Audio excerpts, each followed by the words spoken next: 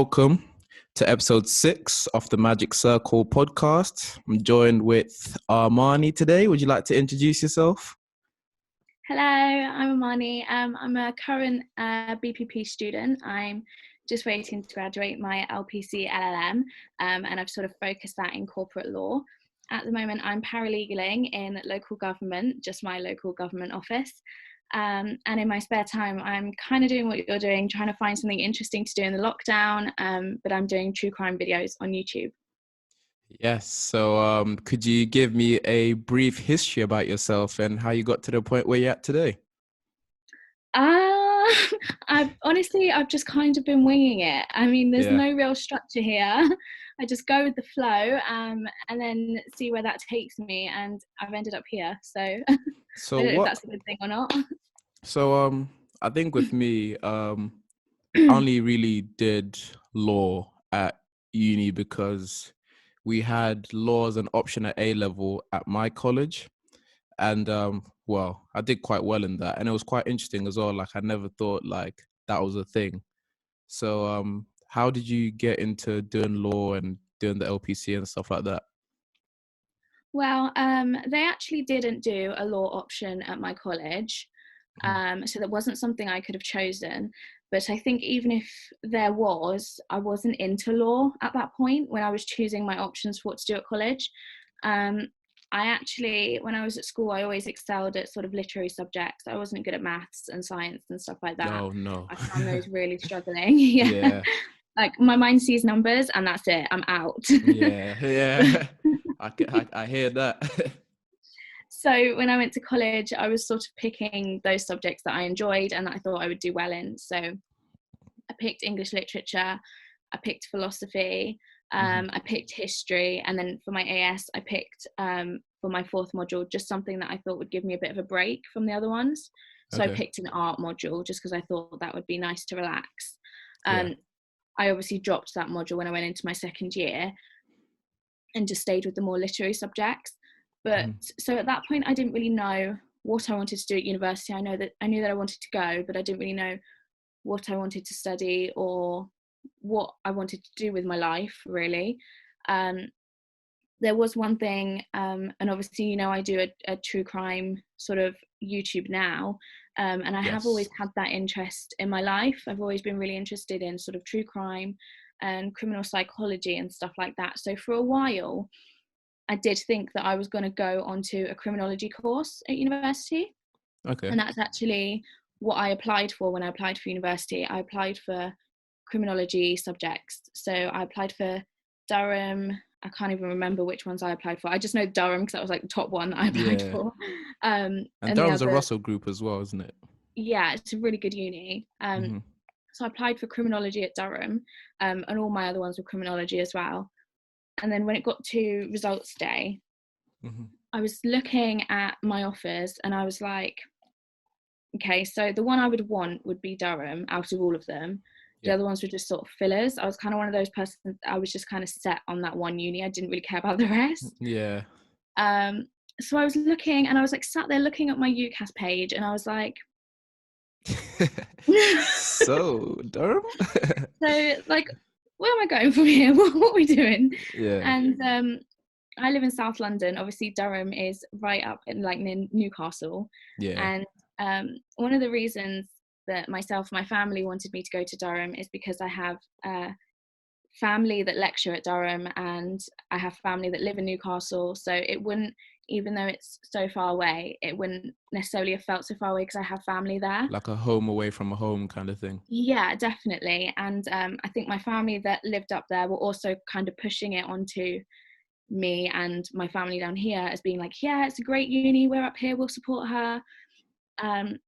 And that was all great, but I'm an only child, and at 18 I was just thinking, a 5-hour journey away from home, I'm not sure about this. Yeah, it's not sounding enticing. And I sort of freaked out a bit on results day. I was freaking out. I was honestly like near mental breakdown. I was like, I don't want to do this. This is too much of a decision for me right now. I can't do it. Yeah. And I just sat there and I declined all my offers. Damn! Every single one? Because the other ones I weren't interested in. Like, some of them were London unis, but then I Okay. just didn't even really want to go to them. I just Yeah. sort of put them in. So I just sat there and I declined all of my offers. And then I sat there and I was like, so now what?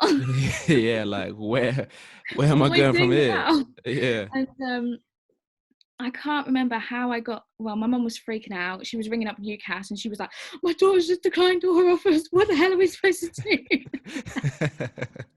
She was losing her mind, and I just sat there in my room and I was like, "What do I want to do?"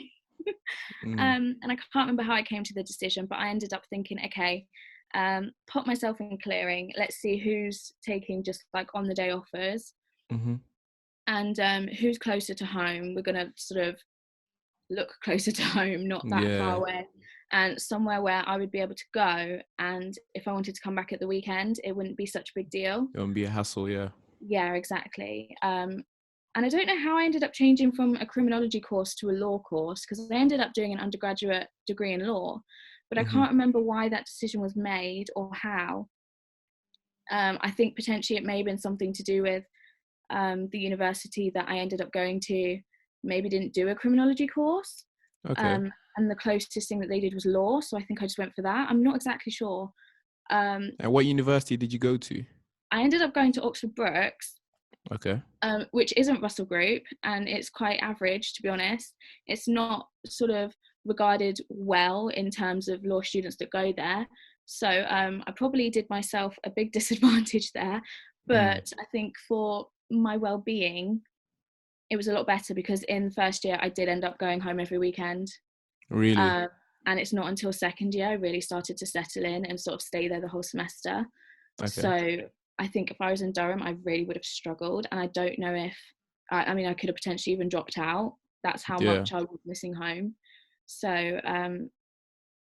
I don't know. You I think weigh the pros and cons, but Yeah, but it's yeah. good So though. I You ended up need doing to law. take care of yourself first and foremost before you make big decisions. Yeah, I mean, sometimes I have regrets about it, but can't change it now. Oh yeah, it's quite a few years too late, but yeah, Yes, definitely. hindsight is always good though. Yeah, So we went to Oxford Brookes Uni, 3 years, yeah. So it yeah, wasn't a sandwich course or anything. 3 years, no, finished that. And I don't know, like at the end of my 3 years of doing a law degree, I was knackered. I can't lie. I felt 10 years older. I thought to myself, I'm done with this. And then I got to the end of the year, got my results, and I thought, actually, I think I might have one more year in me. But I was like, I'm yeah. not doing the LPC. I'm gonna do a master's. So what made you think, you know what? I too have one more year in me, and I'm gonna, submit and do the LPC and just full on go for this. I'm not sure it was really the same as you, as in like, yeah, I think I could handle another year, like I've got it in me. For me, I think because of the way that I had decided what uni to go to and the way that all panned out, Yeah. I was very aware that I felt like, because of the uni I went to, I was at a disadvantage to a lot of other applicants because I wasn't Russell Group.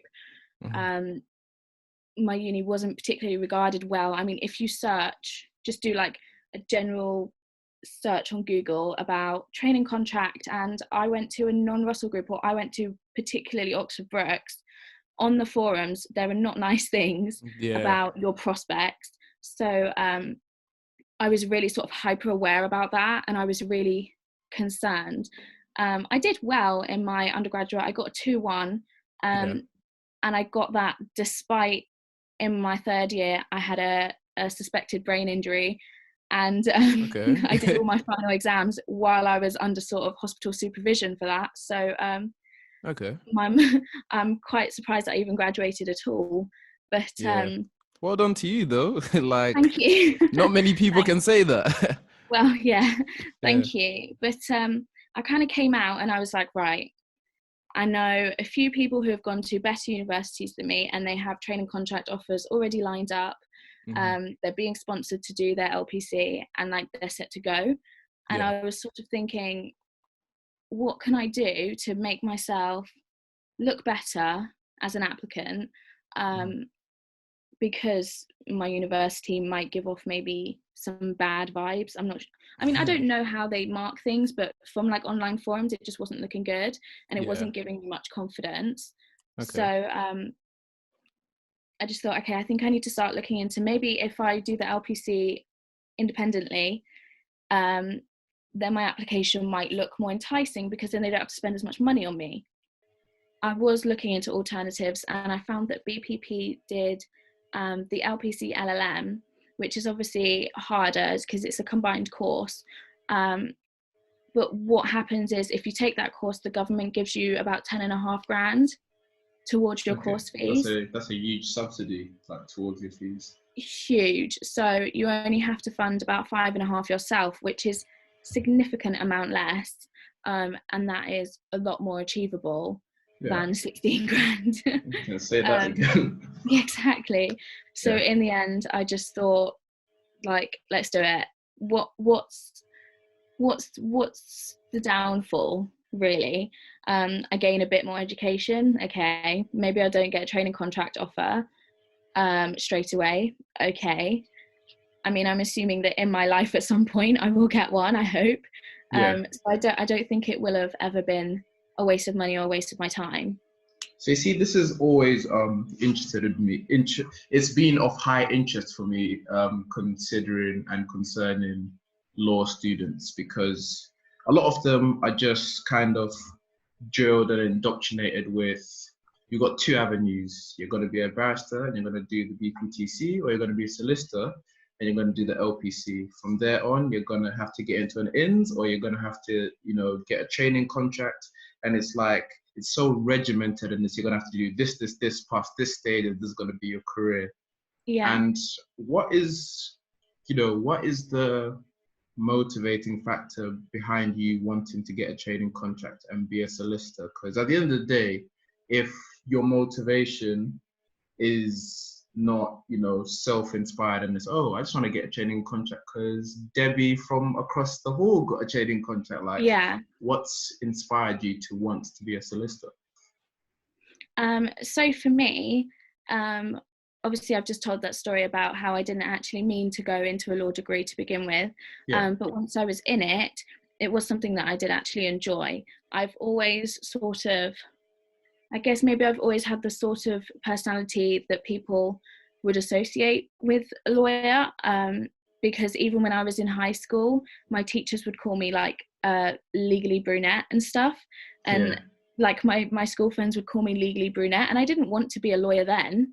But I think they sort of associated the fact that legally blonde is meant to be, she comes across quite dumb in the movie, but actually she's quite a smart lady, and she gets into Harvard, she solves that big case that they're working on, and I think it's one of those where, like, you don't judge a book by its cover. And I think a reason, it was always sort of my science teachers, my maths teachers that would give me that nickname, because I was dumb in those classes. I didn't excel in those classes. And I have one of those personalities where if you don't see me inside a classroom, or you don't see me where I'm studying something that I'm good at, I am quite dumb. I don't have a lot of common sense. I'm very sort of like, I will meet people who don't know me and sort of give them a little sort of introduction of who I am, and my friends will be like, oh yeah, she's going to be a lawyer. And they look at me and they're like, sure. What? And every single person I meet has that reaction, and I'm just like, yep, that's me. So I don't think people expect it from me, but I think potentially I may have always had the sort of personality that people associate with those kinds of people. Once you see the way in which I am educated, and I am smart in certain areas. But for me, once I got into law and I started to see that I did like the subject, I did like the idea around it. I'm a very evidence-based person. Even in my personal life, if I hear something, I'm like, okay, but how do you know that? Oh, I just heard it. So why do you believe it? I need some proof. You like to inquire. yeah, I like to ask questions. I like proof. I like to investigate things. Yeah. So law really does kind of bring out those things in me, and things that I can put to use in a professional career. Um, I just kind of had to figure out which side of law I was more interested in, and that's a whole nother story. But yeah, I think once you realize that you like law, that it's not over. You then have the task of deciding, okay, do I like corporate? Do I like criminal? Do I like family? Like, what do I actually want to do? And that takes time as well. So obviously, corporate law encompasses like a wide spectrum of things. So what Mm. is it specifically about corporate law that you want to do, and what is it about it that's like, captivated you especially? So I'm always, I know that I'm young. I don't have masses of experience. So I'm always aware that I think there is the opportunity for my interests to change and evolve. And if you ask me this question in 10 years, I might have a completely different answer. But for the moment, and what I have been really interested in, I think for about a year, so quite a long time, in terms of my lifespan anyway, Yeah. sort of like mergers and private acquisitions, which are things that I find completely just so fascinating. How I came across it was because I decided that I liked corporate law because I started my own business in university. Okay. And Would you like to delve into that just a little bit? I can do, yeah. Yeah. So when I was in sort of college, it actually is, everybody always asks me this, like even in interviews, they're like, how did this happen? Yeah. But when I was in sort of college, I was like 16, 17 years old and spending way too much money on clothes. And I would come home like every weekend from the shopping centre or wherever. And my mum would always be like, you spent money again? Okay. Yeah. And it got to the point where she was just like, I'd give her, like the little fashion show. This is what I bought this weekend, Yeah. Mum. But it got to the point where she was like, there's nothing special about these clothes. Like, I don't understand why you feel the need to spend as much money as you are on these things. And she started going on about how, I did textiles at GCSE, so I had basic sewing knowledge, and I'm a creative person. So she sort of, I think, jokingly said, you could make these yourself and just save the money. Yeah. And I think I took that a little bit too literally. So She's not wrong though. yeah, Yeah. I took it a little bit too literally. So I started thinking, mapping out ideas of clothing that I wanted but hadn't necessarily seen in shops. Okay. Things that I couldn't buy, but things that I wanted. And I was sort of drawing these out and planning them and thinking, how could I make these? What could I do? And then I started going on sort of wholesale fabric websites and ordering fabrics to the house that I can experiment with. And then I ordered a sewing machine and I started testing sewing, and it took a lot of trial and error. But eventually I started to come out with some really good stuff that I was happy wearing out, and I did wear out. And it got to the point where I was sort of documenting things on my Snapchat, not sort of like step by step, I'm doing this, now I'm doing this, but it was sort of, oh, look what I made today, this is fun. And every now and then I'd get one of my girlfriends pop up and be like, oh my God, I love this, can you make one for me? And so it kind of started with just my friends wanting me to make them stuff, and then it got to, oh, how much did it take you to make? I'll reimburse you the amount, can you make me one? But yeah, cool. It took £5 or whatever it took. And then so I just sort of was doing that through college, through my first year of university. And then in second year, the Tab wrote about me. And which is always a good sign. yeah, but I'm not saying that it's because my pieces were amazing. I think they were just fascinated that someone that was studying law was also making their own clothes and selling them. It's just a bit of a weird mix, so I think that's really why they wanted to talk about it. But from that, I got an influx of people interested in what I was doing. Then I had the Sun, the Daily Mail, the Daily Mirror, the New York Post write about me, and I just had a bunch of people sort of come looking for things that I was making, asking questions, and it just all kind of blew up a bit. So it turned into a bit of a business for a while, and then it just got too big, and I just thought, this is not, I'd never planned for it to be as big as it was. Like this, yeah. Yeah, I could have taken it further, but ultimately it's not what I wanted to do in my career. It's not what I wanted to do with my life. And it was taking up way too much time that I wanted to spend on other things. Yeah. So I think I shut it down last year, or possibly the year before. I actually can't remember. Oh, so it's completely shut down now? Yes, I've stopped it now. Every now and then I'll make something random for myself. But yeah, like you said, people, you kind of found it weird how people were kind of interested in, oh, this is somebody in the legal field who's creative as well. And you think there's a bit of a stigma about people that do law, and that they kind of, oh, you have a law degree, so you're going to be a lawyer. And it's like, Yeah. you know, don't compartmentalize me into being in one field, like yourself. Like, obviously you like your corporate law, but having seen your Instagram as well, you're quite like a social person. You're like quite creative and stuff like that. Do you know what I'm saying? So like, how do you feel about like the kind of stigma surrounding that? Yeah, I know. I remember you talking about this, I think, when we were talking with V, about how you're right, people do compartmentalize people that are in law. And I think it's a very sort of stereotype that you're probably quite boring. You're probably not that fun. You don't do other things.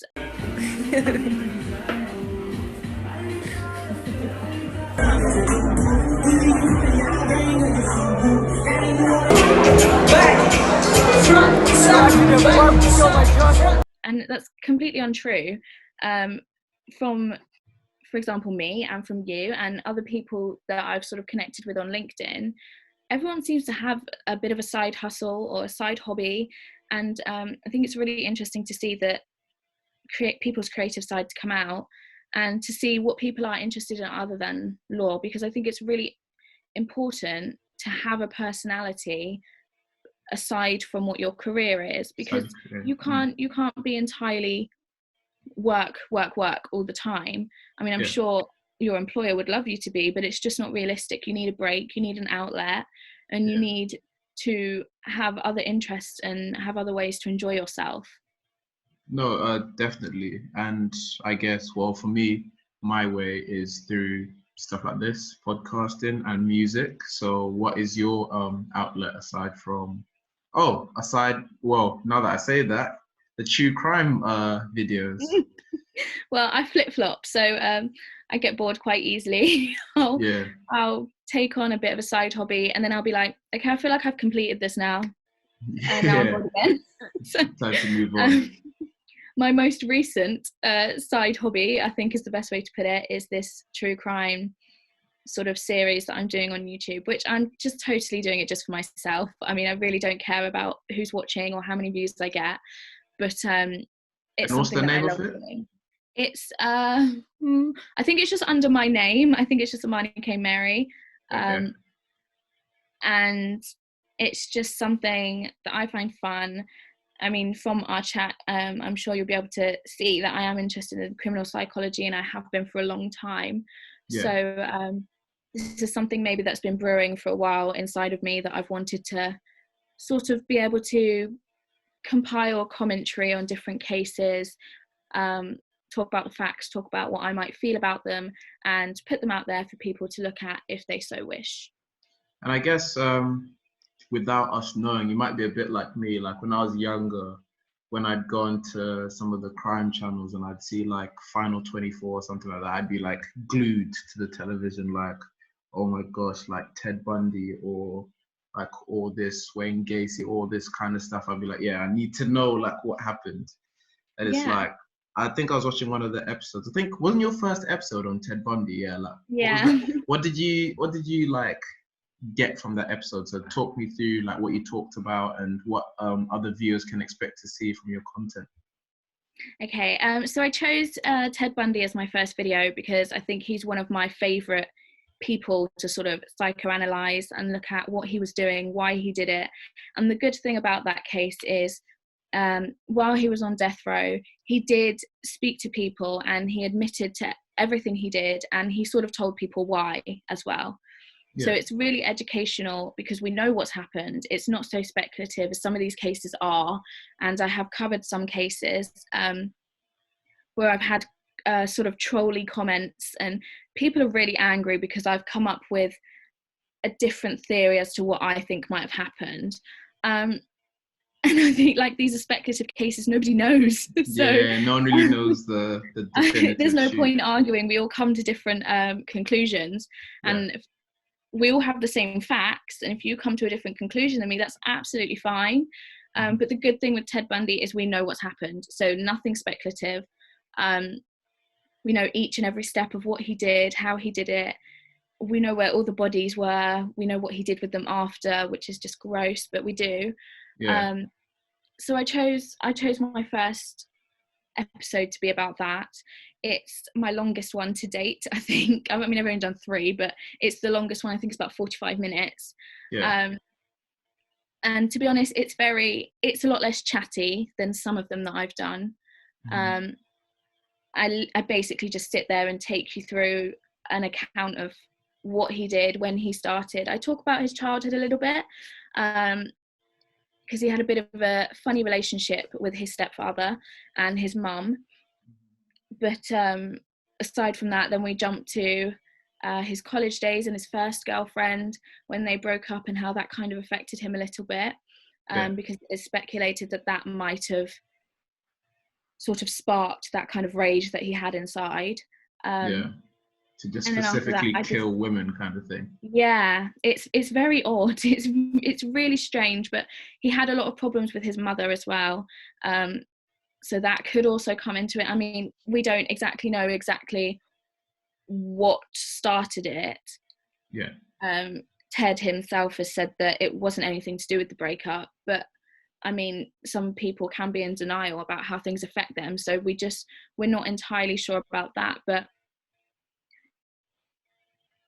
there are things that look like they could have definitely contributed to the way that he regarded women.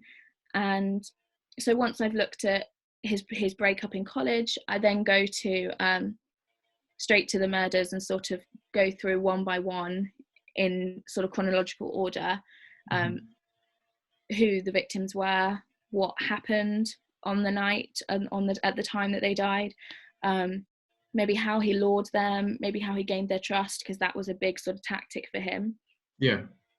And I sort of just go through what happened. There was a big sort of thing with Ted Bundy where he jumped out of a second floor window in the courthouse and escaped into the mountains, and he was gone for a couple of days and then they found him again. So it's a very exciting case in that sense. There's a lot going on.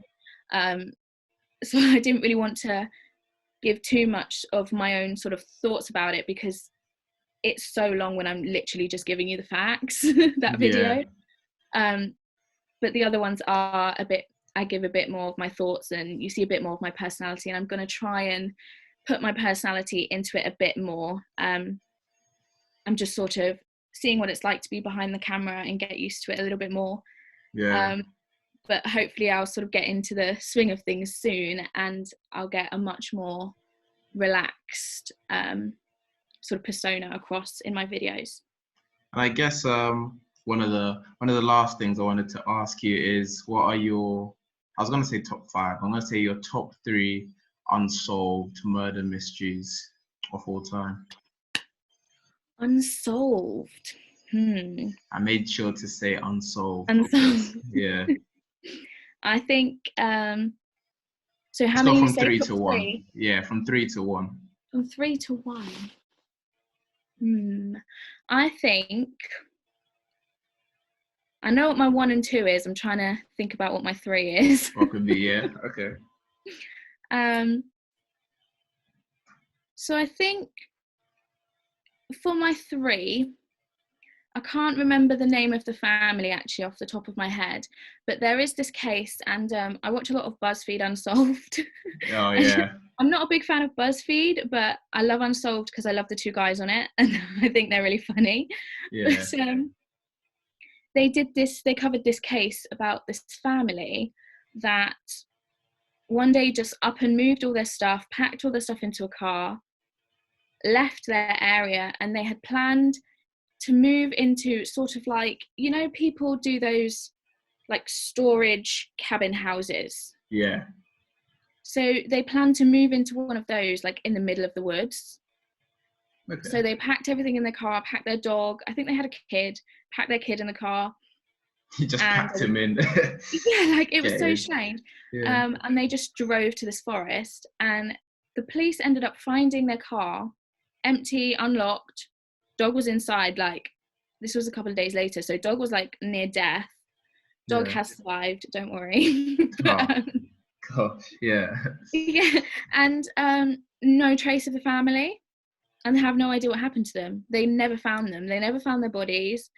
They never found any trace of them.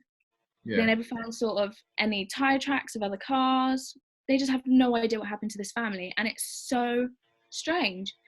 But the one thing that makes it even more interesting for me is there's security footage from the front of their house when they were leaving. And so you can see them packing all their stuff into the car. Yeah. They have this weird sort of aura about them where they're like bringing stuff out, and they might put something in the car, and then the woman will just stand there, like doors open, and she'll just stand there like this. And she'll just be like dead straight, like it's like they were in a trance. Yeah. And they'd be there for like 3 minutes while the other guy's just walking around, and then she'd snap out of it and just like keep going, and then he'd do it, and then she'd do it, and then you're looking at this footage and you're like, okay, are they on drugs? Like, yeah, are they hypnotized? What is going on here? And I think maybe if we didn't have that footage, I wouldn't be so interested in this case, but I think it'd be really interesting to know what the hell was going on with them. Yeah, like that sounds a bit weird just hearing it, and I haven't even seen the footage. Yeah, it's very odd. Number 2, I think, would be the Kanika Jenkins murder. Well, we don't know if it's a murder, but I think it may have been. This was a case in America. I think it was 2018 or 2019. It's quite recent. Very recent. Yeah, and it was about that teenage girl, and she was found dead in a hotel freezer. Do you remember hearing about it? It sounds like when you said the name, it sounded already like quite familiar, but I just don't know the case facts too well. Yeah. Sorry, I just had to let my cat in. That's all right. Yeah, so you'll probably recognize different facts of the case while I'm talking about it, but it's about this girl. Her and her friends went to a party in a hotel room. I can't remember what state this is in, but it's in America somewhere. And they're going to this party in this hotel room, and there are Facebook videos from that night on various people's Facebook profiles, and you can see her throughout the night. She looks all right. She doesn't look like totally wasted or anything. She looks fine. She doesn't look like she's on drugs. She's just enjoying herself. Yeah. And anyway, it turns out that the official story is that her and her friends were then getting ready to leave, because I think Kanika was the one driving, maybe. Okay. And once they got down to the hotel reception, Kanika realised she'd left her phone, her keys, everything she needed really upstairs. So instead of everyone just saying they were all going to go back up and get them, her friends were going to stay downstairs and she was just going to go back up and get them. Yeah. But she ended up on a completely opposite side of the hotel, in an area that was actually closed off to the public because it was sort of being refurbished and like knocked down and stuff. Yeah. She ended up in a kitchen that was out of use and hadn't been in use for however long they were refurbishing this area. And you know, they have like those big industrial fridges where you like, it's got a big handle, so you like lift it up and then you like pull it. Like a walk-in kind of fridge. Yeah, and they've got like really heavy doors. Yeah. She ended up in there, dead, but she had like bin bag rips all over the floor, but like the bin bag you couldn't find, just little rips of it. Yeah. And like her bra strap was broken, like her top had been ripped off, and nobody could sort of figure out what had happened. And there was CCTV footage from that kitchen area, Yeah. where you can see her like stumbling around, and she looks drunk. Like, she doesn't look like she's gonna hurt herself, but she looks drunk. Yeah. But also there's this big controversy because she shouldn't have been able to find that area of the hotel by herself. She was fine in all of these Facebook videos, maybe half an hour before there's this video of her like stumbling around. So people think that she was drugged. Yeah. And also, if you're that drunk, you can't even hold your own weight up. How are you going to open one of these big like industrial freezers by yourself? Do you know what I mean? Yeah. So there's this big sort of debate online about whether she was murdered, because they eventually ruled it an accidental death, I think.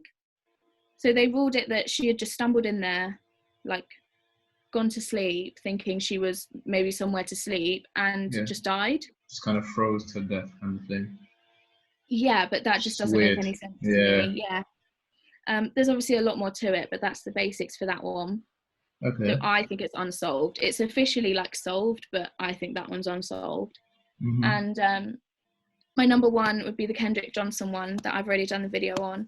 And that's the guy that they found sort of head first in a gym mat in school. And it's so right. So there's this guy. Yeah. He's a 70-year-old basketball player at his high school. Mm-hmm. And he attended all his morning classes. And then after lunch, nobody saw him. And they didn't find him until the next day, sort of like midday-ish. So he was missing for like 22 hours. Yeah. They eventually found him so they had like, like wrestling mats. Yeah. So they had those, but like rolled up and then like perched up. Just normally stood up. Yeah. So then you have like the little gap in the middle, and they found him like stuffed inside there, head first, and like his feet sticking out. Okay. And so that's really odd. And the weird thing is, the space inside the mat was a smaller dimension than his shoulders were.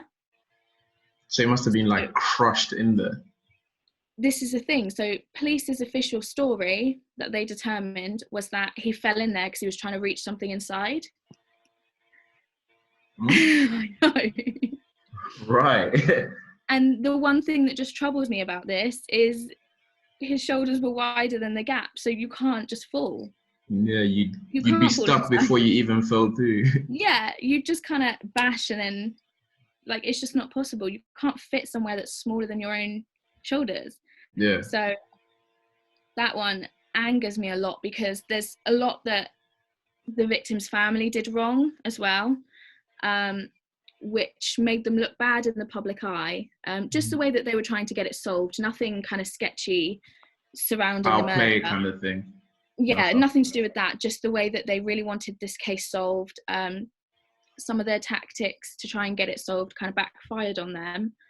And so they got quite a bit of public negativity. And I think that took the spotlight away from what really needed to be in the spotlight. And that was the fact that this poor boy had died, and under really suspicious circumstances. Yeah. But yeah, that one officially is solved, but I don't. Solved. Yeah, this is the thing. Yeah. A lot of the cases are solved, but they're just not satisfying. Do you think it's a case of the law enforcement are just kind of like, you know what, we have no interest in this. We're not going to fund any more resources towards solving this. We're done. We're just going to push out that it's solved and it's done. Yeah, I don't know if it's like a funding problem or if it's like, I just can't be bothered. But a lot of these cases that are unsolved or are unsatisfying Mm-hmm. do include really bad police work. Like, the police are just, like, I could have done a better job. Like, Yeah. my mum could have done a better job. It's just so, you look at some of the police work and you're like, how did you come to this conclusion? Like, none of this makes any sense. And I don't know why that is, but it's such a shame, because I think a lot of these cases would be solved if the police were a bit better at what they were doing. Yeah, a bit more astute. I guess, I don't know if this is, I'm just playing devil's advocate here. Kanika Johnson, and is it Kanika Johnson? Is that her name? Kanika, is it Johnson? I can't think now. It's Kendrick Johnson. Jenkins. Kanika Jenkins, that's it. Yeah. That's a tongue twister. Kanika Jenkins and Kendrick Johnson. I mean, they're both, people of color, and you tend to see that police investigation, not all investigations, that would be a wild statement for myself, but specifically police investigations regarding, Black and minority ethnics are not thoroughly investigated, or there's usually a lot of suspected foul play as well. Yeah. So what do you, well, especially in America, so what do you think about that? This is definitely a big player in a lot of these cases. Both of those victims are people of color, you're right, and a lot of people who look into these cases, like me, and just make a commentary on it, do bring up the fact that, it has been suggested that maybe the police work wasn't as good because of who they are. And, in a perfect world, I'd like to think that there's absolutely no way that could happen. Yeah. If somebody dies, somebody dies. I don't care who it is. We need to figure out what's happened. But the truth is, in America especially, they do have quite radical views in some states. And I can't remember the states that these happened, but I think maybe that could bring out a possibility that their colour had maybe changed the effort that people put into trying to solve what happened. Yeah. I couldn't say for sure, obviously, but some states, as we know, have more radical views than others. And I think it's definitely something to be considered. It's not a crazy statement to suggest that maybe their colour was something to do with it, which is just terrible. Well, yeah, it's just another factor that could be put in there. It's just like we're in the 21st century, and it's just not a factor you like hearing being thought of in or being brought into consideration in criminal cases anymore, because you tend to think that the justice system is not in favor of any race, but apparently not. And that's the sad realization that you have to come into when you do law, unfortunately, that law is not fair. No, it's not. Yeah. But it's been absolutely wonderful having you. I've had loads of great convo, and I'm sure we'll have loads more great conversation again soon. And yeah, this has been the Magic Circle podcast. I'll catch you guys soon. Break through, sing.